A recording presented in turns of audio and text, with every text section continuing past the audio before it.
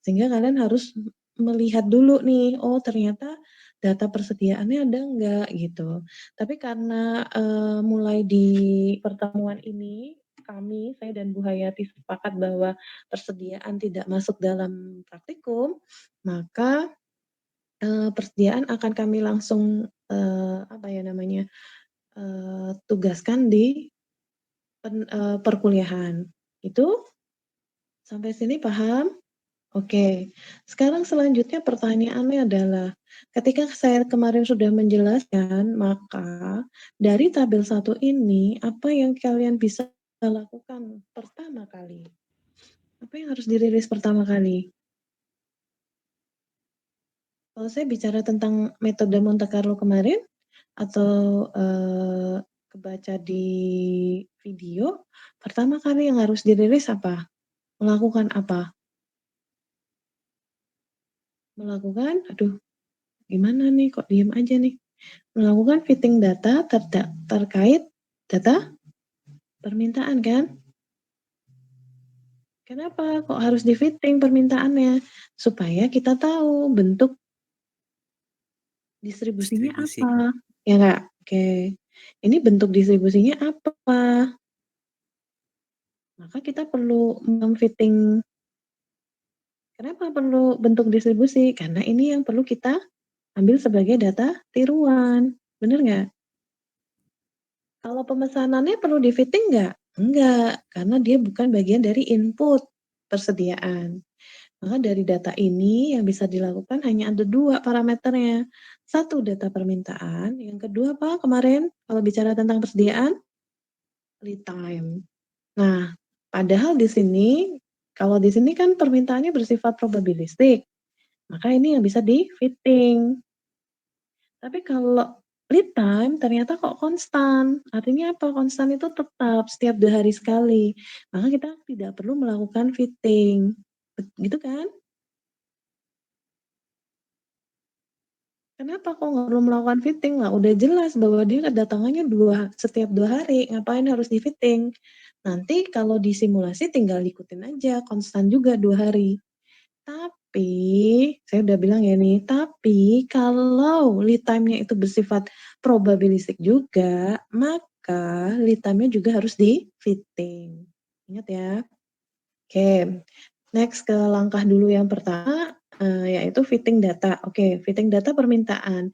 Berarti saya harus mem-fitting data dari dari tanggal 1 bulan Oktober sampai tanggal 31 bulan Oktober. Oke, caranya gimana? Tinggal dipindah datanya ini ke dalam Notepad. Habis dipindah dalam Notepad, tinggal dilakukan input analyzer. Kemarin udah praktek ya. Nah, dari bentuk distribusi itu kita akan buat data tiruannya. Data tiruannya itu membangkitkan variabel random berdistribusi tertentu. Ya. Oke, bagaimana berdistribusi tertentu? Ya nanti kita cek. Oke. Setelah saya fitting gitu ya, nih di bawah saya fitting nih. Saya fitting data permintaannya ternyata dia berdistribusi apa? Distribusinya adalah uniform. Ya, distribusinya adalah uniform dengan expression adalah minus 0,5 sampai 50,5. Standard, error square-nya adalah 0,08549. Chi-square-nya adalah, tes statistiknya 3,86, corresponding p-value-nya 0,438, sampai data-data yang lain ada ya. Oke. Nah, yang paling penting apa? Yang paling penting adalah di sini, ya kan? Dari sini maka kita bisa lakukan pembangkitan variabel random. Oke, pembangkitan variabel random. Distribusi apa? Distribusi expo dengan parameter minus 0,5, 50,5 ya. Gimana caranya? Ingat, sudah ada rumusnya. X sama dengan A plus B minus A dikalikan U. U itu adalah apa? Bilangan random. Ya. Nanti akan saya kasih, apa namanya, file terkait dengan nilai X-nya tuh berapa di modulnya praktikum. Nanti ya, habis ini nanti saya kirimin juga. Nah, maka kita pindah ke Excel supaya kita lebih gampang gitu ya buatnya, itu kita buat pembangkitan bilangan random dengan distribusi uniform ya. Maka ingat saya harus membangkitkan bilangan random ya. Oke, saya ini dulu, sorry.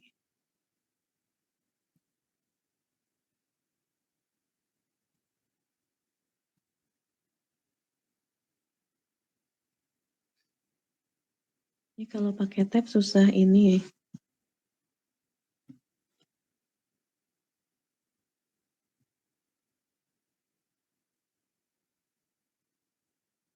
Bentar ya.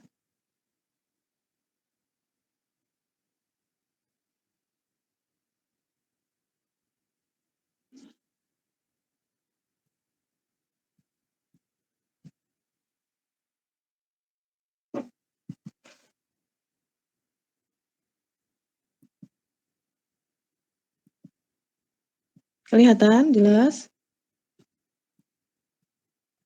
Suara saya putus-putus nggak? Suara kayak kekecilan nggak?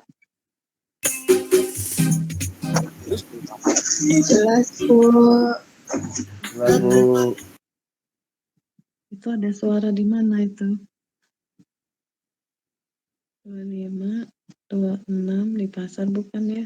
27, 28, 29, 30, 31. Oke. Kita perhatikan ya di sini ya. Nah, ini pembangkitan bilangan random yang sudah saya lakukan ya. Tadi kita cek, ini kan 0,36 gitu ya. 0,36 itu adalah pembangkitan bilangan random yang kalau saya kemarin contohkan dengan formulasi sama dengan RAND gitu, yang kemarin saya contohkan. Nah, dia kan ketemu 0,57. Yang namanya bilangan random mau kita bangkitin akan berubah-ubah. Makanya biasanya saya kunci di sini. Saya copy aja gitu ya. Contoh ini saya copy. Saya copy kemudian saya pindah di sini supaya nilainya tidak berubah dengan copy nilai, bukan copy fungsi ya. Ingat, copy-nya adalah copy nilai, bukan copy fungsi. Kan di copy itu kan biasanya ada fungsi atau formulate, ada nilai gitu kan. Pilihnya nanti yang nilai. Oke. Setelah saya bangkitkan bilangan random, jangan lupa distribusinya ya. Distribusi uniformnya itu A-nya berapa, B-nya berapa, maka cek yang tadi hasilnya. Oke, A-nya di sini adalah minus 0,5 sampai 50,5. Nah, kemudian bisa cek, kalian bisa cek gitu ya, nilainya sebenarnya apakah 0,5 sampai 50,5. Nah, ternyata kan pergeseran tuh, dia bergeser setengah gitu ya. Harusnya 0 sampai 50, kan nggak mungkin minus ya, nggak mungkin minus 0,5 kan. Maka jangan lupa nanti harus cek bagian sini ya, bagian di parameternya, apakah dia relevan atau enggak. Oh ternyata dia minus 0,5, maka dia nggak bergeser rank historisnya. Kenapa? Karena kita nggak punya data minus kan, data minusnya kan nggak ada. Maka yang paling rendah adalah datanya berapa? 0, kemudian data maksimumnya berapa? Adalah 50. Karena ini bergeser setengah. Jadi kalau kayak saya kembalikan, yang ini jadi 0, yang ini jadi 50. Oke, maka di sini A-nya adalah 0 dan B-nya adalah 50. Nah, setelah punya data A 0 dan B-nya 50, maka kita tinggal bangkitkan di sini. Rumusnya gimana? Rumusnya adalah A ditambah B minus A dikalikan bilangan random. Nah, di sini kelihatan kan? C4 itu adalah A, ya. D4 itu adalah B, C4 adalah A, dan B4 adalah bilangan random. Sampai sini bisa? Paham ya? Oke, setelah itu saya cari lagi untuk yang bilangan kedua. Jadi ini maksudnya adalah data 1 aksen saya, ini data 2 aksen saya, 3 aksen saya, sampai 31 aksen saya. Artinya apa? Semua data yang ada di sini ya, saya blok ini, itu adalah data bangkitan atau data tiruan.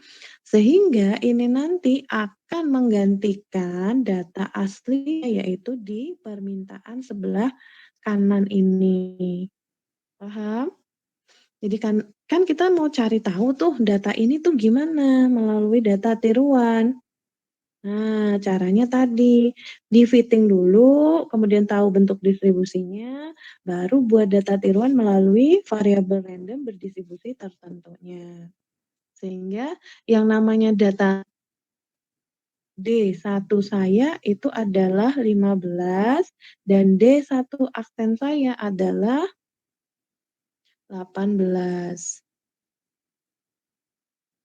Begitu seterusnya sampai D31 saya yaitu 50 ya. Dan D31 aksen saya itu adalah lihatnya di Excel tadi berapa? 44. 44. Beda kan? Beda, nggak apa-apa. Saya sudah bilang dari awal, datanya berbeda tidak apa-apa, cuman bentuk distribusinya harus sama. Kalau demand-nya distribusinya uniform dengan, A-nya sama dengan 0 atau minus 0,5 hingga 50,5, maka di sini juga bentuk distribusinya dengan parameter yang sama. Sampai sini paham? Oke, kita lanjut. Nah, biasanya ketika kita melakukan, yang namanya simulasi Monte Carlo, itu kita buat sendiri Excel-nya untuk menentukan tadi pembangkitan parameter-parameternya apa. Nah, kalau kalian nanti punya lead time yang juga harus dibangkitkan, maka lakukan hal yang sama. Cek bentuk distribusinya apa, kemudian dibangkitkan. Ingat ya, pembangkitan itu bisa jadi bentuk distribusinya sudah tertentu atau yang bentuk distribusinya belum tidak tertentu. Kalau tertentu yang ada di bentuk distribusi diskrit ataupun kontinu. Kalau yang tidak tertentu, saya contohkan demand kemarin. Demand-nya kemarin berapa? 1, 2, 3, 4 mengikuti probabilitas tertentu. Nah, maka penentuan variabel randomnya itu berdasarkan bentuk kumulatif distribusinya. Contohnya yang kemarin itu, yang 1 dari berapa sampai berapa, bilangan randomnya, 2 berapa sampai berapa bilangan randomnya, 3 berapa sampai berapa bilangan randomnya, dan terakhir 4 berapa sampai berapa bilangan randomnya. Ingat ya, kalau bentuk distribusinya sudah tertentu, sudah eksplisit, ini bentuknya, adalah distribusi Poisson. Nah, berarti tinggal cari pembangkitan variabel Poisson tuh kayak apa. Oke, sudah ya? Kalau sudah, maka selanjutnya adalah kita membuat satu struktur yang berkaitan dengan simulasi Monte Carlo. Gimana strukturnya? Nah, strukturnya ini udah pakem strukturnya, ya. Strukturnya terdiri dari ada jumlah pesanan di kolom paling awal, kemudian ini adalah persediaan awal, kemudian ini jumlah permintaan tadi. Yang ini adalah random, yang ini adalah jumlah dari pembangkitan variabel randomnya, ya. Oke, kemudian yang terakhir adalah persediaan akhir. Ingat, paling gampang apalin tuh pesanan, persediaan awal, demand, persediaan akhir. Kemudian setelah persediaan apakah jumlah produknya ada yang kurang gitu, atau di sini gula ya, apakah jumlah gulanya ada yang kurang gitu. Nah, kalau kurang jumlahnya berapa? Kemudian waktu tunggu pesanan datangnya berapa lama? Apakah perlu penambahan pesanan? Jumlah penambahan pesanannya berapa? Waktu tunggu penambahan pesanan yang datang berapa? Ya. Oke, yang H ini mungkin boleh dihapus, nggak pakai ini juga boleh gitu ya, karena relate-nya adalah sebenarnya di waktu tunggu. Nah, begini boleh. Ya, intinya adalah jumlah pesanan, persediaan awal, jumlah demand, persediaan akhir. Apakah produk ada yang kurang antara permintaan dengan persediaan akhir? Kemudian jumlah kurangnya berapa? Apakah perlu penambahan pesanan? Karena tadi kalau kurang artinya perlu ditambah pesanannya, kan gitu. Oke, jumlah penambahan pesanannya berapa dan waktu tunggu pesanan datang berapa, itu adalah lead time. Next, terakhir adalah bicara tentang biaya-biaya masing-masing aktivitas yang ada dalam persediaan. Biaya apa saja? Ada biaya simpan, biaya setup, dan juga biaya loss sale. Biaya loss sale ini biasanya bisa bisa biaya loss sale, bisa biaya backlog. Kalau loss sale itu artinya kita kehilangan permintaan, tapi kalau backlog dia akan menunggu pesanan. Semua dua-dua case ini punya kompensasi dalam sisi biaya.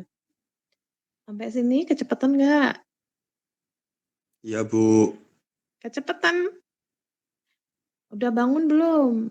Sambil Sudah, tiduran Bu. nggak? Jangan sambil tiduran, harus di depan meja. Aku tuh pelan-pelan banget loh ini. Sambil tiduran nggak? Kalau sambil tiduran, sambil di mana? Bu, Karena nih makanya saya pengen nih. bingungnya dari sini, Bu. Mana? Dari mana? Ini kan ada, ini kan tadi yang Ibu hilangin kan waktu waktu itunya. Tunggu penambahan pesanan. Ya, itu, Bu. Heeh. Nah, ini kan tadi kan persediaan awal, kemudian demand-nya, dilihat jumlah kurangnya berapa. Nah, apakah gulanya kurang atau tidak. Nah, yes. Terus kok waktunya itu tiba-tiba dikurangin, itu gimana, Bu? Maksudnya dihilangin itu apa nggak pengaruh gitu, Kan Bu? belum kan aku belum selesai, kan nggak pengaruh. Yang ada tadi waktu tunggunya waktu tunggu apa di data? Sorry.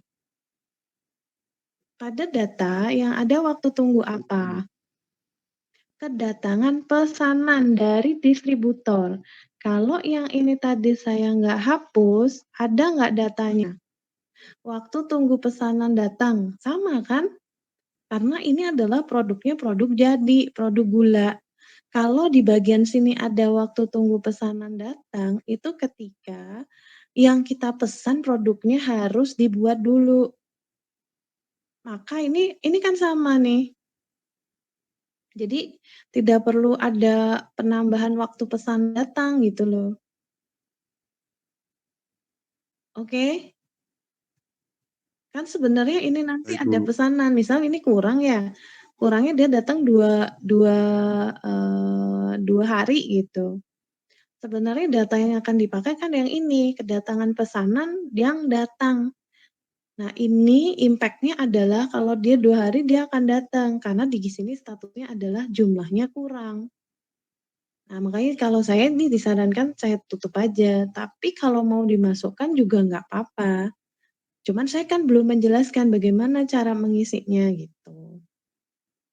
Oke, kita pakai ini dulu aja, kita nggak usah hapus dulu waktu tunggu pesanannya. Yang penting begini ya, ada jumlah pesanan, persediaan awal, jumlah permintaan, persediaan akhir, apakah jumlah gulanya kurang, berapa jumlah gula yang kurang, waktu tunggu pesanan, apakah perlu penambahan pesanan, jumlah penambahan pesanan, dan waktu tunggu penambahan pesanan.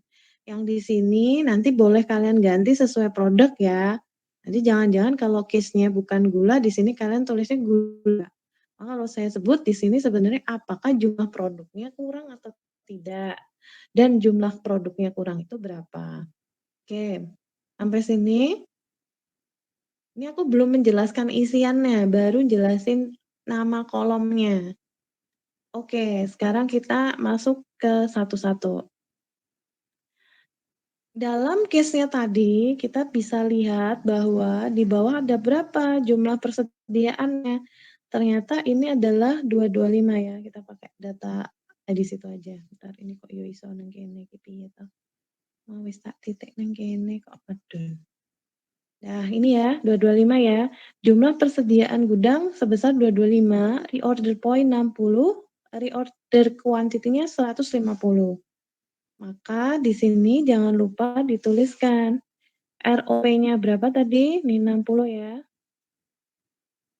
Oh, ini 50 kita ganti yang di sana aja. Ini berarti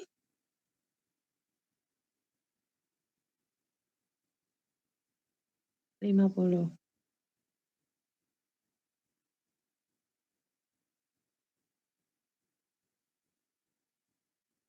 Oke, reorder point-nya 50, reorder quantity-nya 150, biaya simpannya 100, setup-nya 5.000, dan low sell-nya adalah Rp75. Nah, setelah itu, maka selanjutnya adalah kita mulai dari Monte Carlo, simulasi Monte Carlo-nya. Oke, persediaan awal tadi berapa? 225, kita tuliskan di sini 225. Kemudian jumlah permintaannya berapa?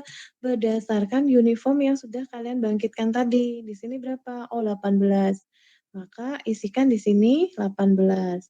Kita ambilnya dari uniform yang sudah kita lakukan. Oke, kalau di sini saya pakai uniform yang L4, artinya saya pakai yang di sini nih. Nih ya. Saya bukan pakai yang di depan, tapi saya pakai yang di sini. Bisa berbeda kan? Kenapa? Karena tadi bergantung dengan bilangan randomnya. Oke, saya pakai di sini simulasinya berarti ada 35, 41, sampai data terakhirnya berapa? 27 ya. Yang dipakai yang di blok ungu ya. Nanti ini saya share filenya. Oke, kalau sudah di sini 35, maka untuk menghitung persediaan akhir gimana? Persediaan akhir dihitung dengan cara persediaan awal dikurangi dari jumlah apa namanya, dari jumlah permintaan. Oke, ini sekarang kayak pakai sel aja. Ini dikurangi ini. Hasilnya berapa? 190, bener ya? Ini diambil dari persediaan awal berapa, kemudian jumlah permintaannya berapa. Gitu seterusnya. Jadi ini juga sama ya, B9 dikurangi D9, kayak gitu seterusnya. Tapi nggak boleh langsung dicari semua. Kita harus berjalannya satu-satu. Oke, saya sambil nambahin di sini supaya kelihatan bahwa ini tanggal 1 ya. Ini adalah tanggal 1 Oktober, ini tanggal 2 Oktober, 3 Oktober, 4 Oktober, sampai 31 Oktober, nggak usah semua aja. 1 ya, oke. Nah, di sini ya, tanggal 1 Oktober tahun 2011 itu saya coba prediksikan. Atau, di sini persediaan awal 225, jumlah permintaannya 35, saya punya persediaan akhir 190. Apakah jumlah gulanya kurang? Tidak. Kenapa? Jumlah persediaan akhirnya masih banyak. Oke, sehingga kurangnya berapa? Nggak ada. Waktu tunggu pesanan, karena nggak ada tunggu pesanan, maka di sini 0. Apakah perlu penambahan pesanan? Di sini jawabnya tidak, gitu ya. Jumlah penambahan pesanannya berapa? Karena nggak ada pesanan maka 0, waktu tunggunya juga 0. Nah, sekarang menghitung biayanya. Biaya-biaya yang muncul itu berimpak dari tabel-tabel sebelumnya.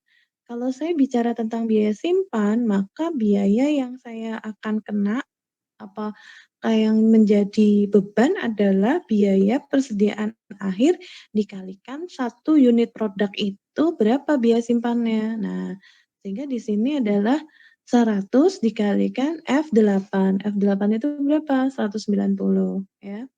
Jadi ini adalah jumlah persediaan akhir di gudang berapa dikalikan biaya simpan di gudangnya per 1 unit produk. Karena di situ 1 unit produknya 100 dan jumlahnya adalah 190, maka biaya simpan saya adalah 19.000. Sampai sini bisa paham ya? Oke, kalau biaya setup itu adalah biaya pesan. Jadi di sini boleh setup, boleh pesan. Setup itu kalau produksinya berjalan. Tapi karena ini pesannya sudah produk jadi, anggap aja langsung biaya pesan, bukan biaya setup, ya. Oke, nah biaya setupnya ada nggak? Nggak ada, karena jumlah pesannya nggak ada, gitu. Sehingga di sini 0, punya biaya kehilangan nggak? Enggak, karena jumlah, produknya atau gulanya masih aman. Oke, lanjut lagi.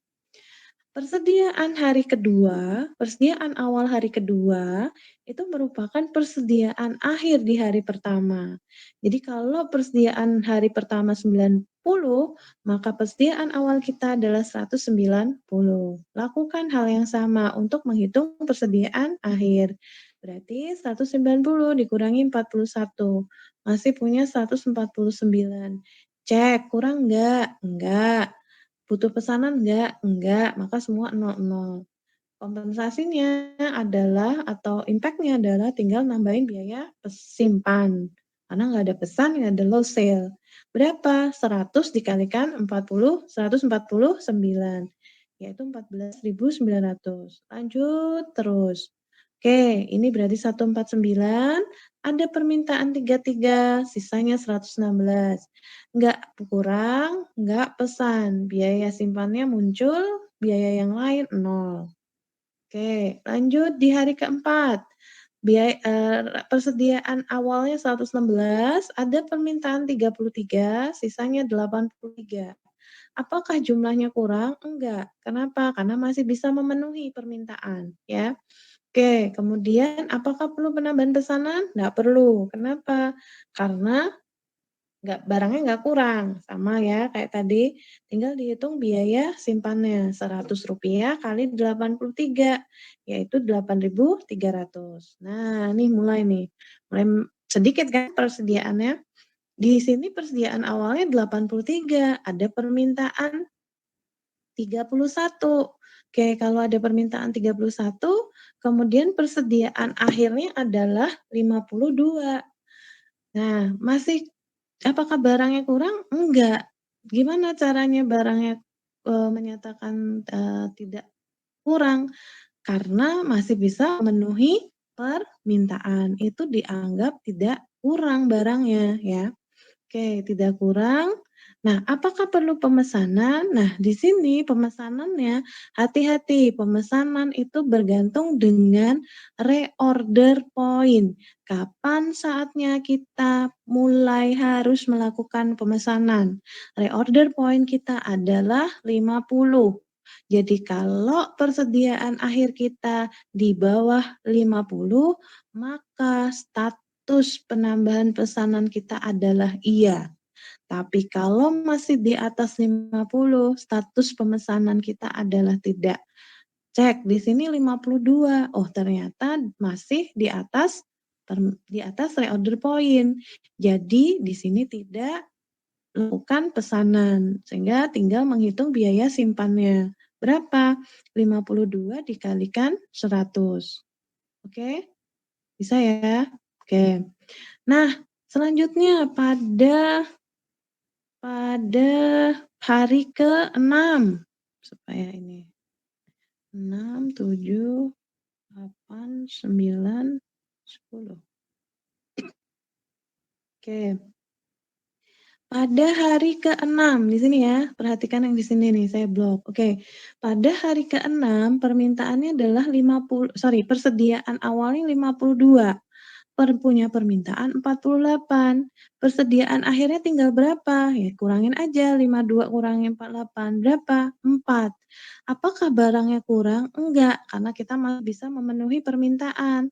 Sehingga di sini tetap tidak, dan jumlah gura yang kurang 0, kedatangan pesanan 0. Nah, status pesannya berubah. Kenapa? Karena persediaan akhirnya di bawah ambang reorder point kita. Nah, ketika statusnya ada di bawah ambang reorder point kita, maka kita perlu melakukan pemesanan. Berapa pemesanannya?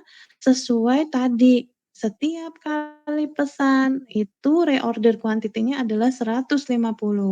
maka jumlah yang dipesan adalah 150, waktu tunggunya adalah 2. Nah, di sini muncullah biaya simpannya adalah 4 dikalikan 100, Rp400, biaya pesannya muncul karena kita melakukan pemesanan pada hari ke-6.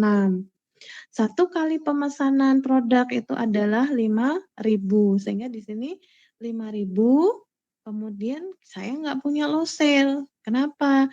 Karena saya tidak ada jumlah yang kurang, kan gitu, ya. Oke, sekarang udah diisi. Kita cek lagi selanjutnya pada hari ke-7. Oke, di hari ke-7 persediaan awal kita tetap 4 karena lead time pemenangannya 2 hari, ketika saya itu pesan di hari ke-6, maka datangnya pada hari ke-8, ya. Jadi stok saya punya tambahan 150 itu pada hari ke-8. Padahal permintaan itu berjalan tiap hari. Maka pada hari ke-7 saya sudah bisa bayangkan bahwa ini nanti akan ada produk yang kurang. Ya, oke? Nah, sekarang kita lihat di hari ke-7. Persediaan akhirnya 4, persediaan awalnya 4 berdasarkan dari persediaan akhir. Oke, permintaan ada datang 30. Persediaan akhirnya jadi berapa? Nggak ada, karena sudah diambil semua. Apakah jumlah barang yang digudang? Iya. Saya punya 4, tapi permintaannya 30. Maka saya punya kekurangan berapa? Ada 26 produk. Nah, waktu tunggu pesan datangnya apa? Misal di sini 2 hari juga. Jadi, saya akan bisa menutup dari si permintaan itu kalau sudah di hari ke-8.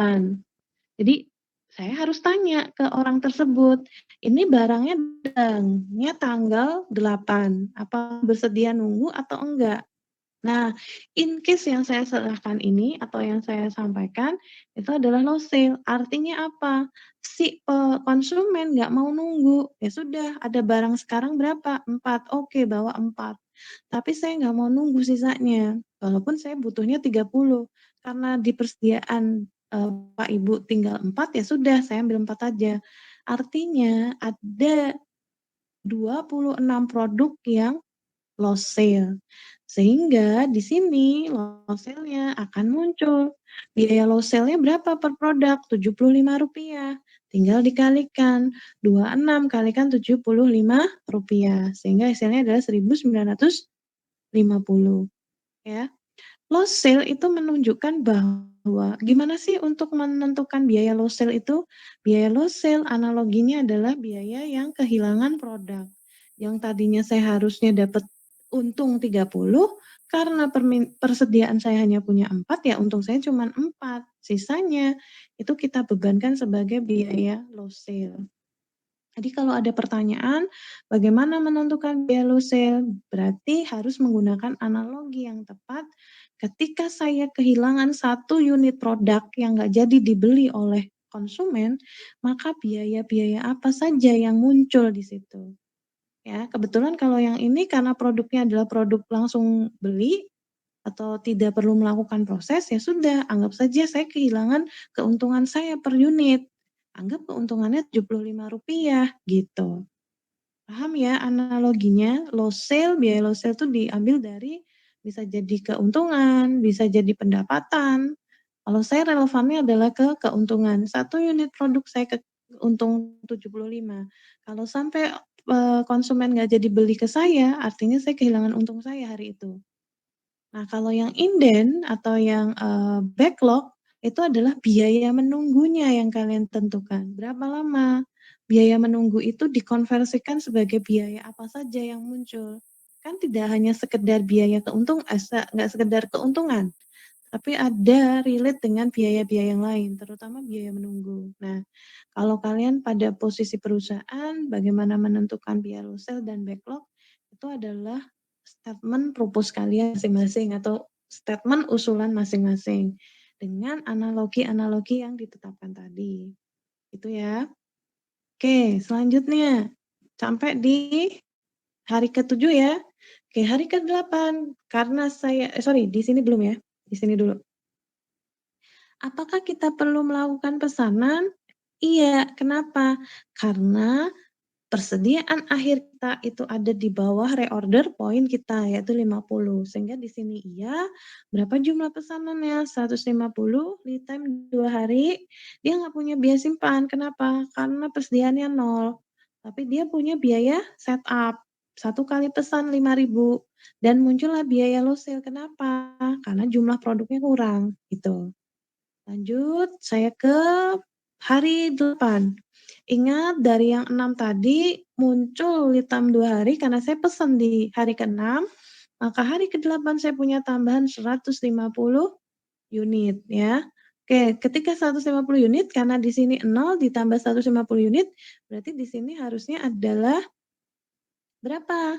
Nah, ini ya bukan hanya sekedar data permintaan saya, tapi dia itu juga akan ditambahkan sebanyak kekurangannya.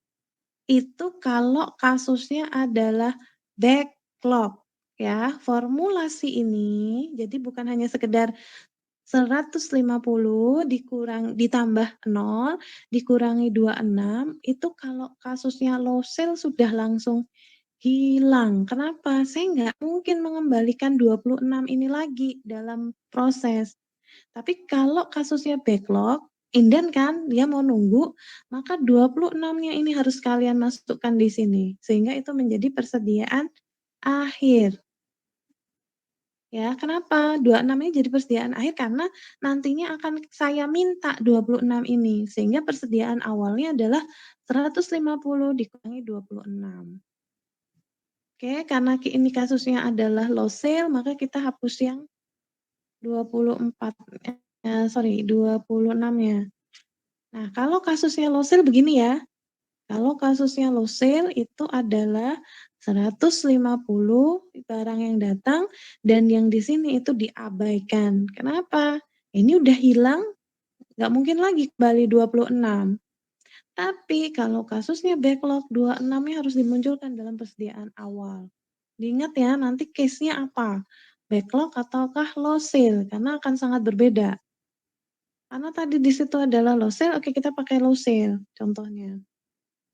Oke, di sini 150 gitu ya. Kembali lagi seperti biasanya, barangnya datang gitu, oke dikurangi 11 masih 139, apakah produk kurang? Enggak, pesan? Enggak, ya begitu.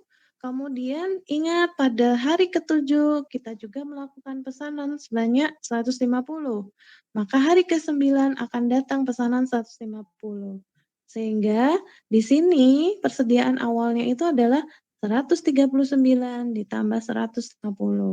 Hasilnya adalah 289. Lakukan proses tersebut terus-menerus sampai keputusannya tadi. Apakah persediaan akhir di bawah reorder point? Kalau tidak, maka status pemesanannya adalah tidak.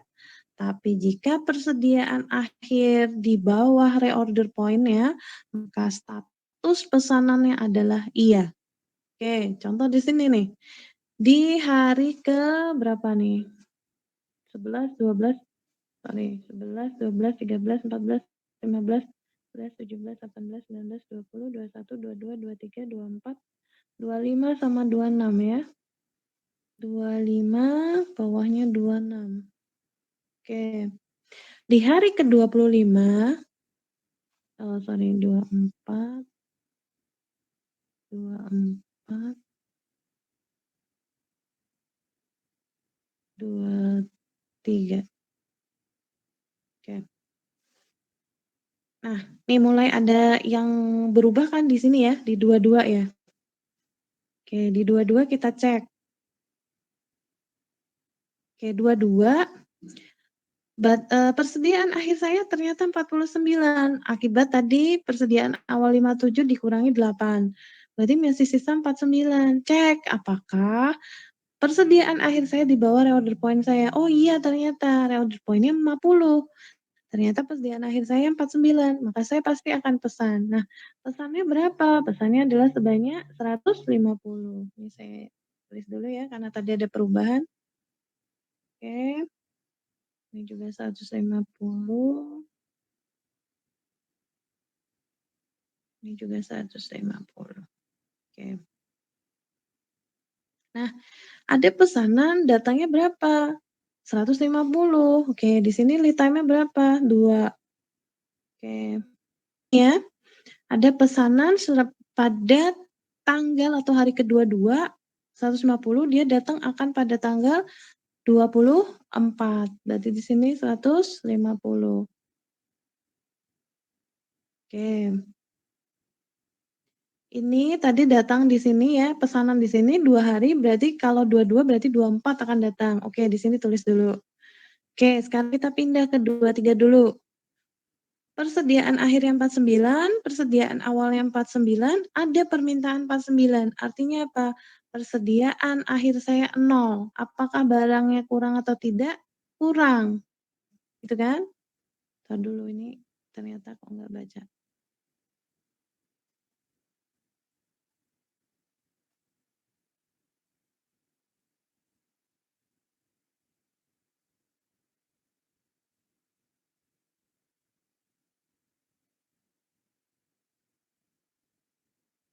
Mana tadi? Iya. Dia tidak kurang barangnya. Kenapa? Persediaan awalnya 49, permintaannya 49. Berarti dia tidak mengalami kekurangan produk. Oke. Tapi dia pesan nggak? Pesan. Kenapa? Karena persediaan akhirnya di bawah reorder point-nya yang 50 tadi. Berapa jumlah pesannya? 150 dan dia lead time-nya 2 hari. Tanggal 23 ditambah 2 hari berarti tanggal 25 akan kedatangan pesanan sebanyak 150. Oke. Selesai ya. Biayanya nanti sama ngitungnya.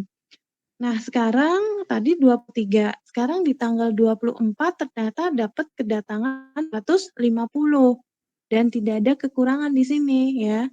Sehingga di sini adalah 150 ditambah 0, tinggal 150, ada permintaan 7. Maka di sini sisanya berapa harusnya? Sama dengan ini 43. dikurangin 7. Oke, saya punya barang sebanyak 143.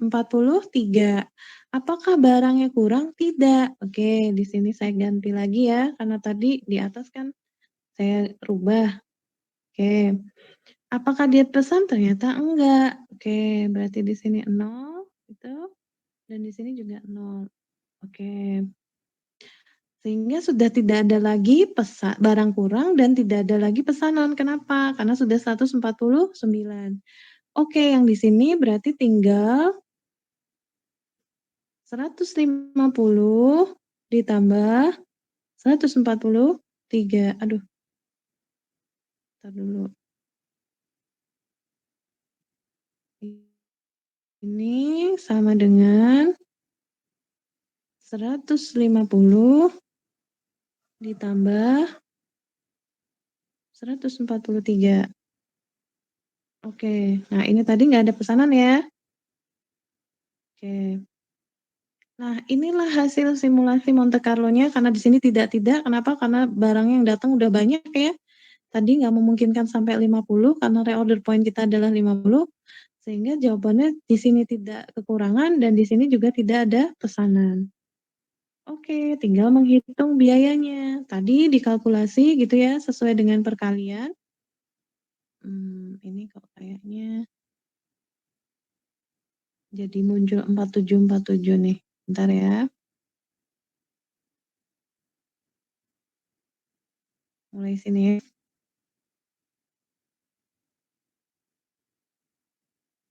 Oh, sudah benar nih, 149. Kenapa di sini pakai 47 ya?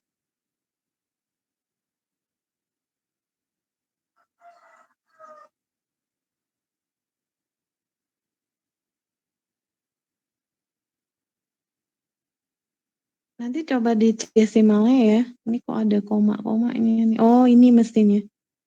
Ini harusnya 7 gitu aja. Coba saya cek. Ini pasti ada komanya di sini nih. Nanti coba saya cek dulu ya. Karena muncul koma-koma ini biasanya dari sini ini kan kelihatan bulat ya, 733, maksudnya kan di sini 1,3 berapa gitu. Karena saya pakai tab jadi kurang leluasa untuk melihat datanya. Bentar, coba kalau saya iniin. Tuh kan nggak ada. Mana yang titik desimal tuh mana ya? Nanti saya cek dulu ya. Ini biasanya karena muncul koma-koma ini, karena di sini pasti koma-koma. Oke. Sementara gini dulu ya, nanti kita cek di laptop dulu. Nah, nanti total biayanya tinggal dihitung. Yang ini ditotal dari 31 hari tersebut, kemudian biaya pesannya berapa dan load sale-nya berapa. Sehingga terhitunglah namanya total inventory cost-nya. Di sini ya 535.851. Oke, saya ini dulu ya, saya cek dulu di datanya. Ini kan harusnya 733 atau kita masukin aja langsung. 7 kok ke sini sih?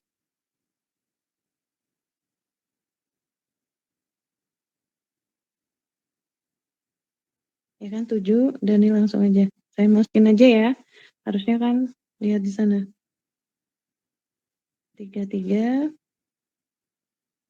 Nah, kalau pakai tab tuh repot. Tapi enak ngajar. Ini pasti ada koma-komanya lah di sini nih kok. Dia jadi 4747 tuh. Nanti saya cekkan dulu ya di laptop. Karena kalau pakai tab tuh saya nggak tahu nih, nggak familiar. Gimana caranya melihat koma gitu. Mana komanya ya?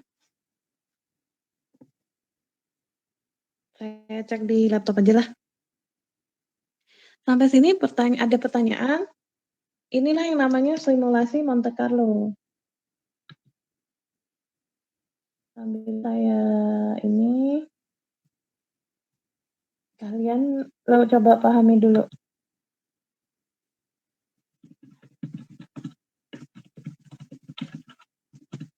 Saya sambil betulin di apa namanya? Saya sambil betulin di Excelnya di laptop. Pakai tabel, pakai tab tuh susah. Saya mah. Halo, ada pertanyaan nggak? Bu mau nanya Boleh. Bu. Bedanya total sama yang total cost inventory itu apa Bu? Yang Total tabel paling bawah. Total aja sama nih. Oh ini total cost ya. inventory. Kalau total mah Iya. total per masing-masing biaya simpan, total biaya simpan, total biaya pesan, total biaya lost sale atau backlog. Nah, yang ini sudah TIC. TIC itu menggabungkan antara total biaya simpan, tambah total biaya pesan, ditambah total biaya lost sale. Jadi ini hanya penjumlahan aja nih. Nah, jadi kalau ini penjumlahannya. Tuh, kalau yang total TIC itu penjumlahannya. Kalau total itu supaya ke total masing-masing. Gitu? Baik Bu. Oke, ada lagi pertanyaan?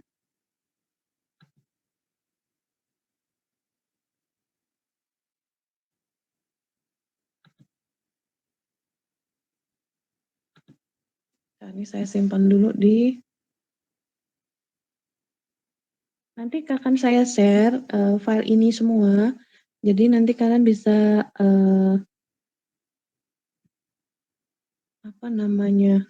bisa pelajari, kemudian bisa tanya ke saya.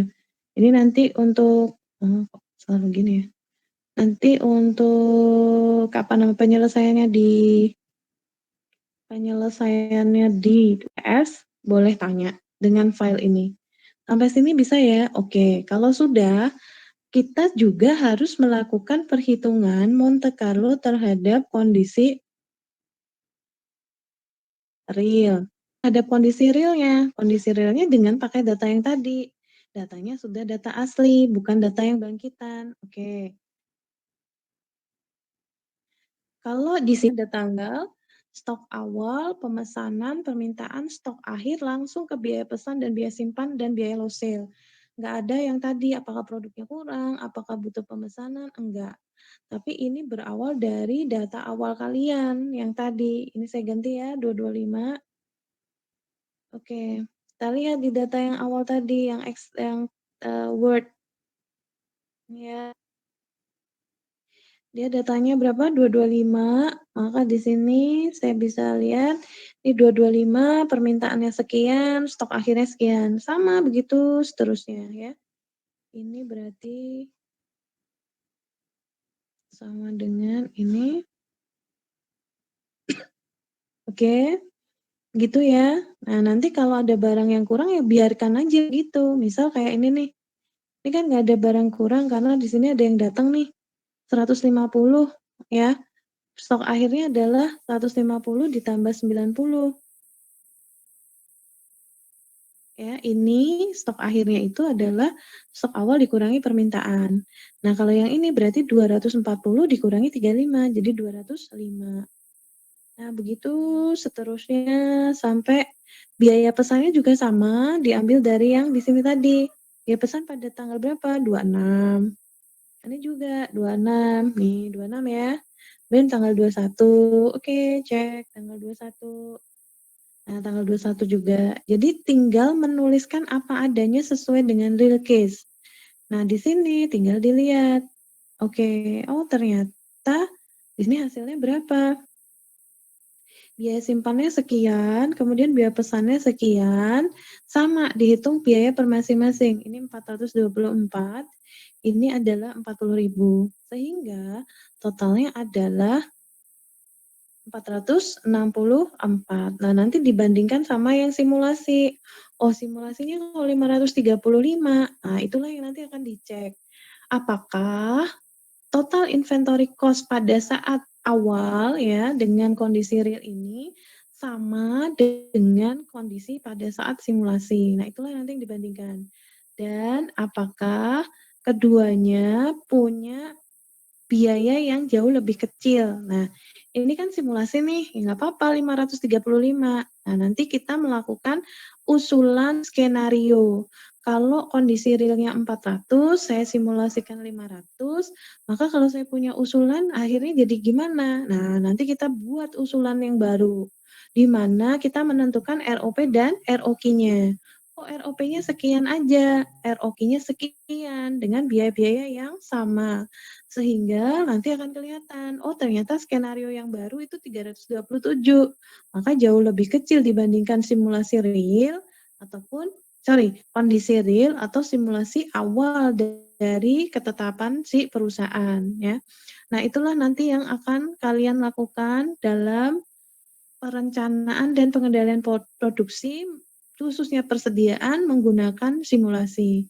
Jadi nanti kalian akan mengganti S kecil dan S besarnya, atau reorder point dan juga reorder quantity-nya. Sehingga nanti ditemukan atau diperoleh total inventory cost yang paling kecil. Ini ya contohnya tadi 4950, TIC-nya 327. Yang ini 5055, TIC-nya 318. Nah, sehingga yang akan kalian proposkan ke perusahaan adalah yang ini. Apa? Yang total inventory cost-nya jauh lebih kecil dibandingkan yang lain. Paham?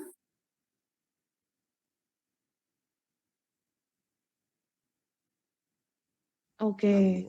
Nah, intinya Monte Carlo hanya sampai skenarionya tadi. S kecil, S besar itulah yang nanti akan kalian proposkan. Berapa sih nilainya? Nah, sekarang logikanya bagaimana menentukan S kecil dan S besar?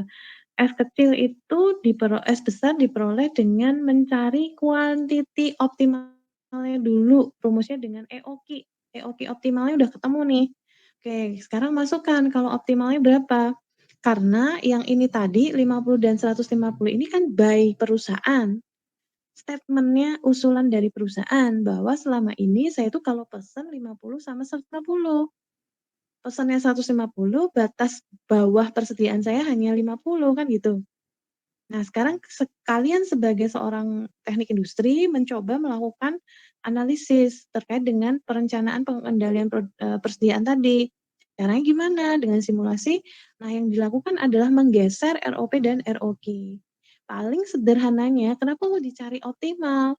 Karena kalau kita sudah tes rilis optimalnya, maka kita akan lihat kalau kita simulasikan per hari, jatuhnya kayak apa sih? Apakah benar-benar dia akan menjadi total inventory cost yang paling minimal, atau dari optimal itu masih bisa punya allowance, leverage tertentu. ROP-nya berapa kita turunkan, berapa persen kita turunkan, tapi ROQ-nya kita tetap.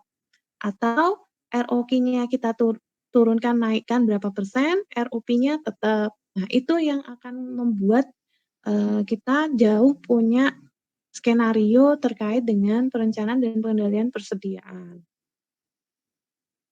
Ya, jadi main skenario di sini. Ingat, simulasi tidak ada optimal solution, yang ada adalah skenario. Kenapa? Karena kalau statement-nya kan dia bukan sebagai optimal solusi. Even tadi misal saya mencari EOQ-nya dengan optimal solution, tapi bukan berarti optimal solution tersebut adalah hasil terbaik dari simulasi. Kenapa? Tadi ini optimal solution yang sudah ditetapkan tuh ini 4950. Ternyata 4950 dengan EOQ optimal dapatnya 327.000. Kita coba naikkan nih sekarang. Kalau S kecilnya 50, S besarnya 55 gimana? Ternyata jauh lebih kecil. Artinya persediaan optimal bukan sebagai release statement dari kebijakan atau skenario terbaik. Tapi itu bisa jadi sebagai patokan atau titik ukuran pertama menentukan leverage dari persediaannya berapa. Ya, itu yang ingin saya jelaskan di persediaan Monte Carlo. Ini nanti saya akan serahkan ke kalian yang Excel dan juga yang Word. Ya, di sini sudah ada kajiannya, pembangkitan bilangan randomnya dan juga pembangkitan variabel randomnya. Kemudian ini sudah sampai ke validasi nih, nggak usah nanti dulu. Nah, ini kalau sudah ketemu simulasi persediaannya, ingat kemarin saya sudah sampaikan bahwa yang namanya simulasi baru nyoba 1 kali belum disebut sebagai hasil yang kita gunakan sebagai kebijakan. Tapi kita perlu melakukan osilator atau replikasi beberapa kali sehingga simulasi tersebut dapat kita rilis sebagai kesimpulan kebijakan atau kesimpulan solusi. Nah, di sini ada replikasi. Ini rumusnya replikasi. Nanti akan saya serahkan juga materinya terkait dengan replikasi. Cara menghitungnya sederhana. Kalau tadi saya punya kondisi real, nilainya berapa gitu ya, nilai permintaannya berapa atau persediaan akhir berapa, stok awal berapa, maka kita bisa hitung rata-ratanya dan juga kita hitung standar deviasinya.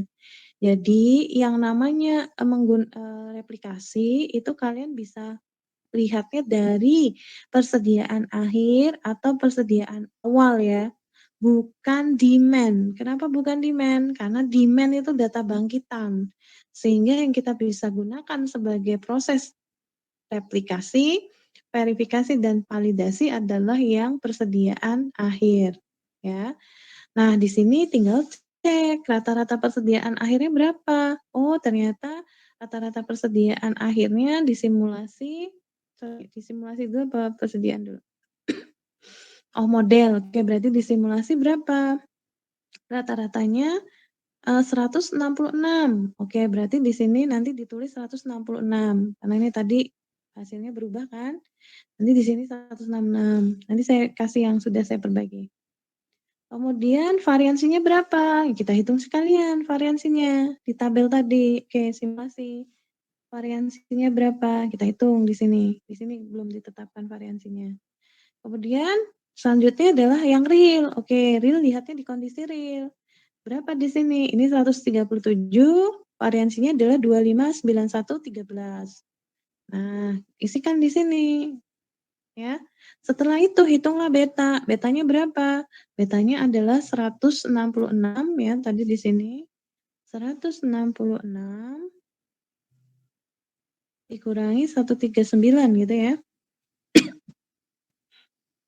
Nah, nilainya adalah 30. Maka kalau sudah sampai 30 itu adalah batas yang akan kita gunakan sebagai replikasi.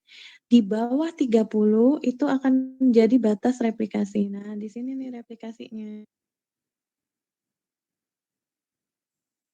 Ini akan dihitung sesuai replikasi 2, 3, 4, 5, 6, 7, 8, 9 dengan cara ini adalah tabel T ya. Ini tabel T ketika replikasinya adalah pertama, kemudian 2, 3 kalian bisa ambil di tabel T ya dengan DF-nya ini 1, DF2, DF3 jadi replikasi kurangi 1.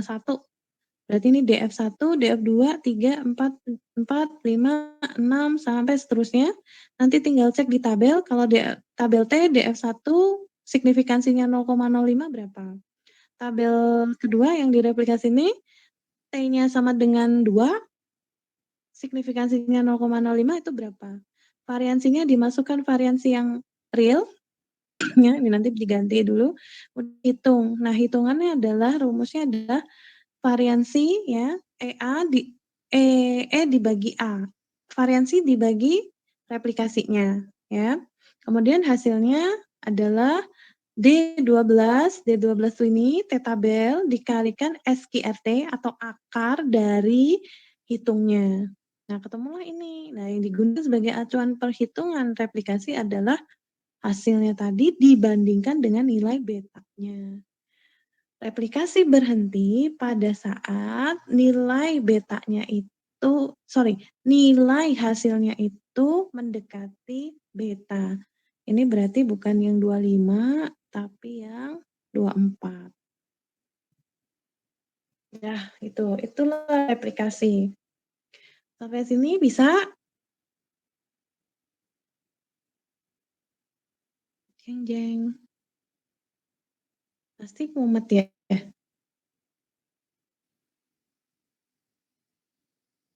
Iya, Bu. Udah? Bisa ya? Oke, akan saya share datanya dan juga tabel Excel-nya, terus nanti jangan lupa tanya di grup. Oke? Kalau nggak bisa, tanya langsung. Nggak perlu lihat temennya tanya apa enggak. Kalau nggak bisa, tanya. Bu, bagian Excel replikasi ngitungnya gimana? Tapi sebelum itu, kalian buka-buka ininya dulu, nih rumusnya gitu. Ya. Nanti saya betulkan sesuai dengan yang di simulasinya ini. Ada pertanyaan? Saya sambil betulin ya. Kalian ini dulu. Cek-cek dulu. Coba dipahami. Bisa enggak atau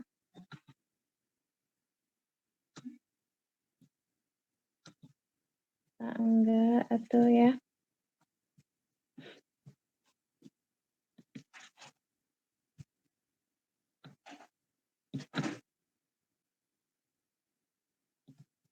Halo, halo. Ada memahami atau pada ngantuk? Pada ngantuk? Ada pusing ya?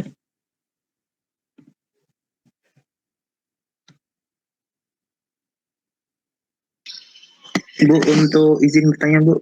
Boleh. Untuk pas UTS-nya kurang lebih gambaran studi kasusnya seperti ini ya, Bu? Iya, gambaran studi kasusnya kayak gini. Tapi jangan langsung masukin Excel. Nanti case-nya kan bisa macam-macam. Ini case sederhana. Gitu ceritanya. Yang penting paham. Kalau nggak paham nanti gimana? Jangan cuman asal masukin di Excel maksudku. Harus paham.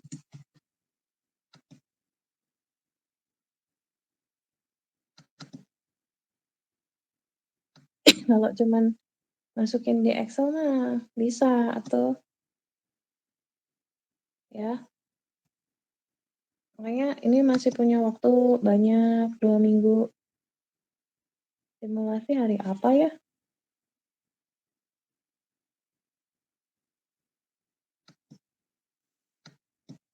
Aduh.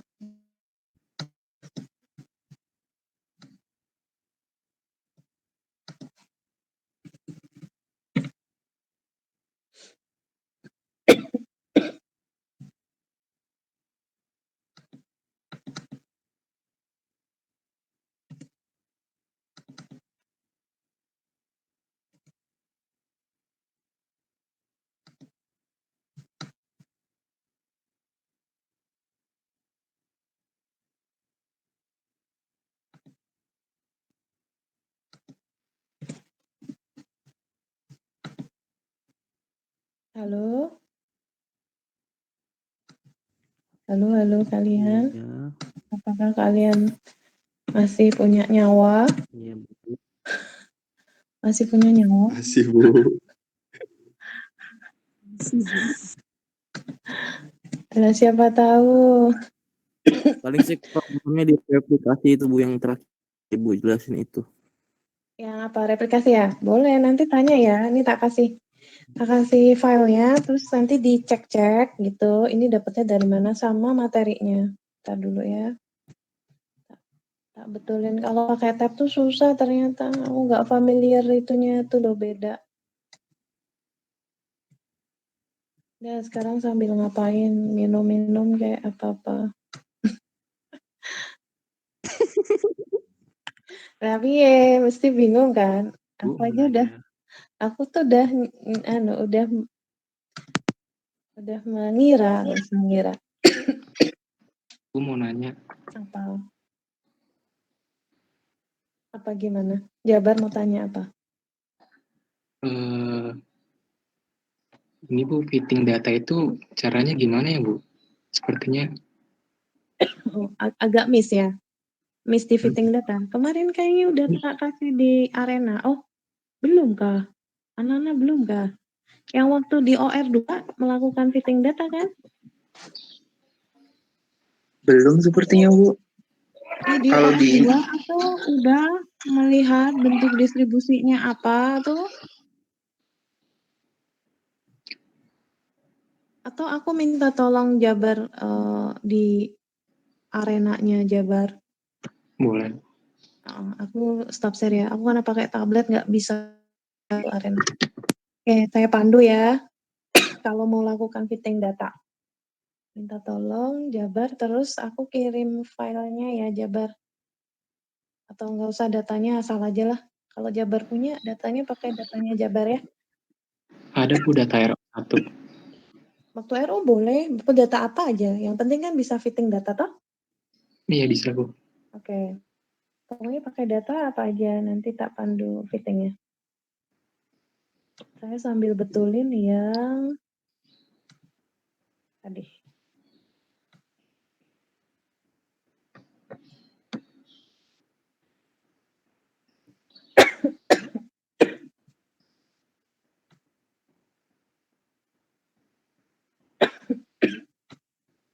Aduh. Udah Jabar. Sama datanya nak. Iya Bu. Iya, kalau yang belum bisa fitting data itu kalau saya kira sih sebenarnya udah pernah di OR2 kalau nggak salah Bu Animah.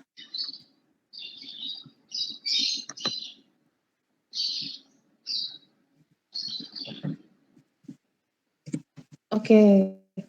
Fitting data itu pada prinsipnya adalah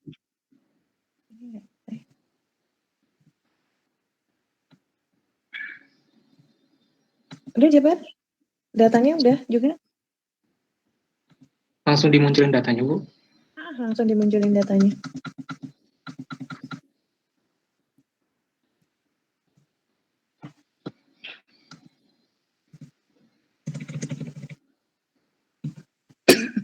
Datanya sembarang aja. Nak. Jadi nanti kalian harus pindah dulu datanya ya. Datanya dipindah dulu. ke Notepad. Kalau yang masih ingat, harusnya masih ingat atau udah coba dibuka gitu ya datanya, Notepad-nya lah.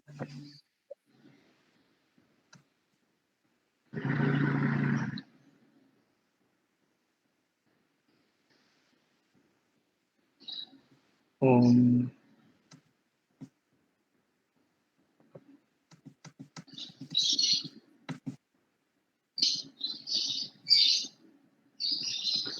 Oke. Kamu pakai apa datanya? Udah, Mbak? Ya, udah waktu pakai apa? pelayanan Boleh banget. Apa aja?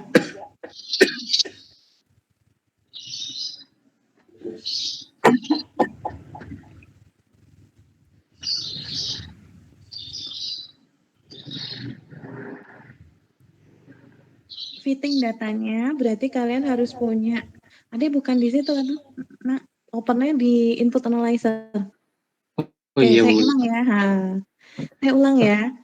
Kalau mau melakukan fitting data, kalau kalian buka Arena, formatnya kayak gini, masuknya ke Tools, kemudian Input Analyzer. Yuk. Nah, nanti bentuknya kayak gini ya. Nah, bentuknya kayak gini, kalian harus punya data dulu yang kalian simpan pada Notepad. Sehingga nanti tinggal klik bagian folder, cari datanya, ya, cari datanya. Kemudian dalam bentuk Notepad tadi,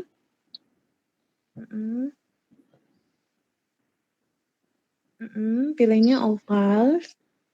Kemudian waktu layanan kita open gitu ya. Oh, itu yang Notepad-mu, Nak. Itu kan hasilmu. Ini Notepad bukan sih? Iya. Oh, coba Iya Bu. deh. Coba open lagi. Koma apa datamu? Enggak kayaknya Bu. Boleh. Bikin baru lagi aja Bu. Boleh. Jadi buat Notepad dulu ya. Notepad-nya isinya data sembarang, terserah ya. Asal aja misal nggak harus dua digit, 3 juga nggak harusnya 2 ya apa-apa. Misalkan Bebas kan Bu banyak aja. jumlahnya? Dah, misal sedikit gitu ya.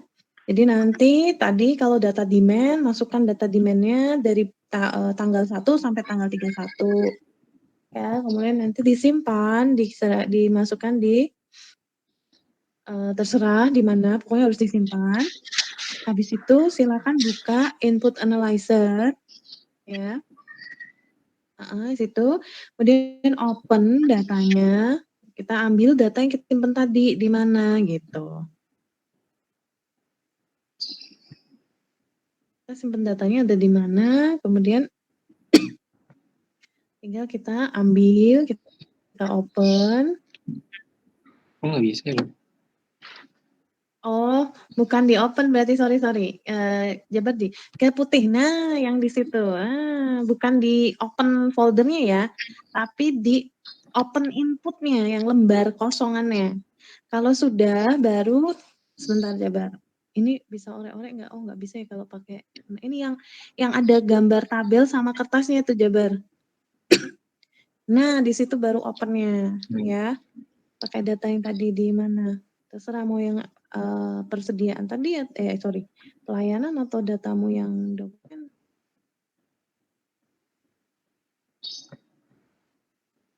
Oke, gini ya. Ambilnya di lembar yang kosong ya. Oke, dibesarin Nak. Coba di maximize yes. Oke, nah ini baru tabelnya, kemudian baru di fit all ya. Fit all itu buat ngerti distribusinya apa. Oh, ternyata di sini distribusinya adalah Weibull, di mana Weibull-nya parameternya adalah 2 ditambah Weibull 11,5, 0,39. Gitu ceritanya. Ya. Nah, ini nanti yang kita gunakan sebagai pembangkitan variabel random. Kalau Weibull rumusnya apa? Cari gitu ya. Oke, kalau sudah ketemu X sama dengannya, gimana cara membuatnya di Excel? Karena nanti perlu bantuan Excel. ya. Berarti jangan lupa kalau yang dibangkitkan Weibullnya nanti di X aksennya atau di data tiruannya jangan lupa ditambahkan 2 karena di sini 2-nya ada. 2 ditambah Weibull 11,5, 0,39. Gitu ceritanya. Bisa?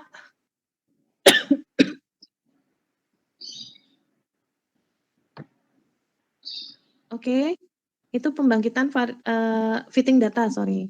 Jadi kalau mau fitting data permintaan tadi kita masukkan dalam Notepad, kemudian kalian masuk ke Arena, pilih input analyzer, buka yang lembar input baru, open yang lembar input baru, habis itu untuk mengambil datanya, pilih yang ada gambar kertas itu, kertas dan juga data, ambil, kemudian use existing data file, habis itu di fit all, sehingga kita tahu nih bentuk distribusinya apa. Nah, dari bentuk distribusi itu yang digunakan untuk membangkitkan variabel random. Oke? Baik, Bu. Oke, ada pertanyaan lagi buat yang lain?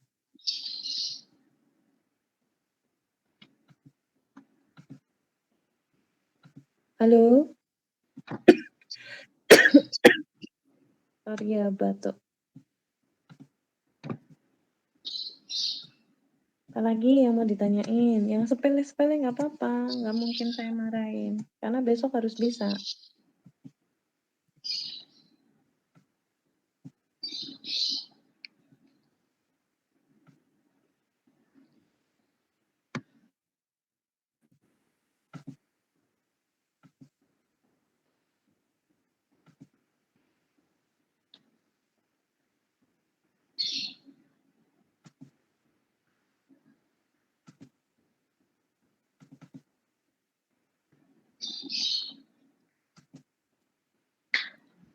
Aku sambil betulin ya. Ada yang mau ditanyain? Ambil pelan-pelan.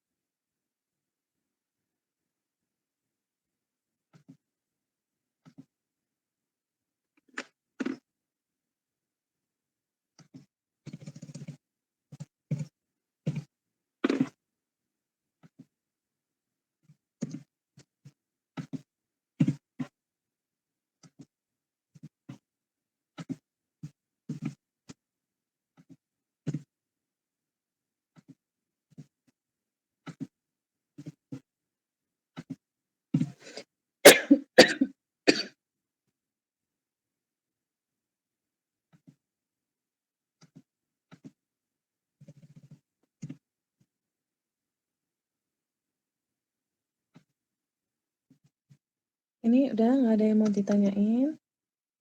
Sambil aku nunggu revisi yang tadi loh, ada koma-komanya. Ternyata yang ada komanya di persediaan akhir.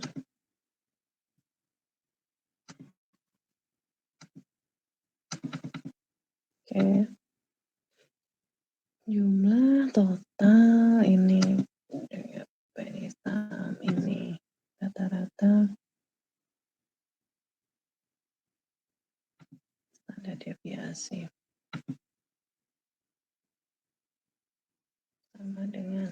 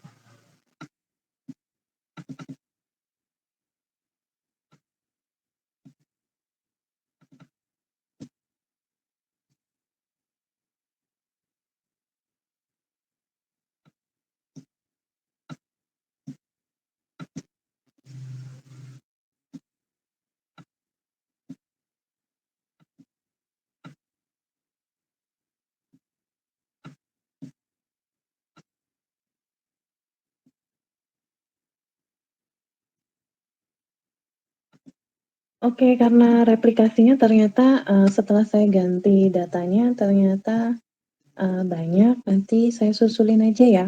Karena kalau nunggu saya ganti, kok ini kelamaan. Bentar ya, 158 atau berapa sih?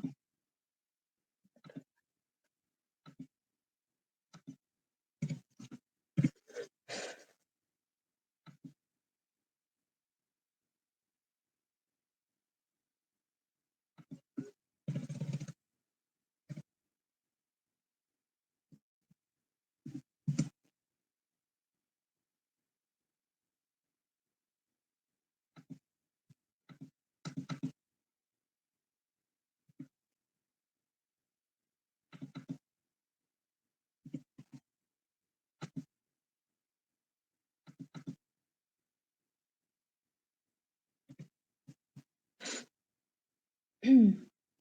152 dikurangi berapa tadi? 137, 15, oke.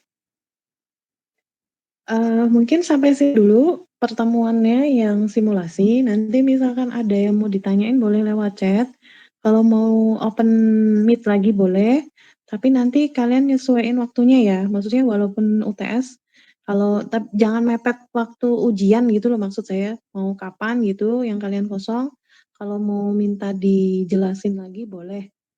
Gitu? Halo halo? Baik, Bu. Baik, Bu. Ya, oke. Mungkin sampai sini Baik, dulu ya, Bu. saya perbaiki dulu yang Excel, supaya nanti bisa jadi panduan, nanti saya kirim ke Singgih ya, nggih? Ya. Oke, gitu aja, terima kasih untuk hari ini. Nanti kalau ada yang masih bingung tadi ya, mau open meet boleh, tapi, di